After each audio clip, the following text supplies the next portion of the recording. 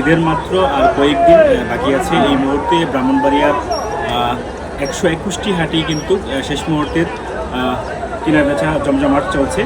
তো আমরা এই মুহূর্তে অবস্থান করছি ব্রাহ্মণবাড়িয়া জেলার সবচেয়ে বড় পশুর হাট, যেটি বাঁশবাজারে। তো আমরা সকাল থেকেই দেখেছি এই পশুর হাটটিতে ইতিমধ্যেই কিন্তু গরু, ছাগল, মহিষ, বেড়াই কিন্তু বাজারটি পরিপূর্ণ হয়েছে।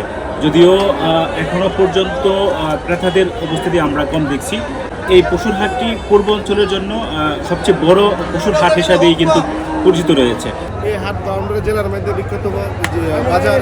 এই বাজারে সব কিছু পাওয়া যায়, গরু, মহিষ, ছাগল, ভেড়া। কি আজকে এই বাঁশবাজার পশুর হাটে ক্রেতা এবং বিক্রেতা এবং বাজার কমিটির সাথে আমার কথা হয়েছে। তারা জানিয়েছেন অন্তত 30 থেকে 35,000 পশু আজকে কিনে বেচার সম্ভাবনা রয়েছে, যার বাজার মূল্য হতে পারে প্রায় 100 কোটি টাকা।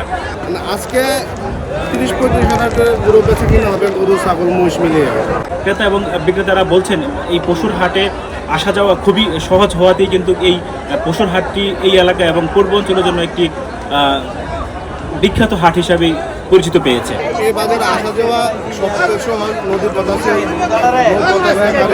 সব দিক দিয়ে সুবিধা।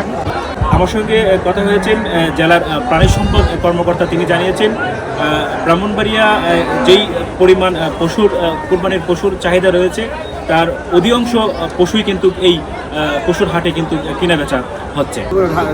শুনছি যে বিরাট বড় হাট, শুই না আমি গাড়ি করে দিয়েছি।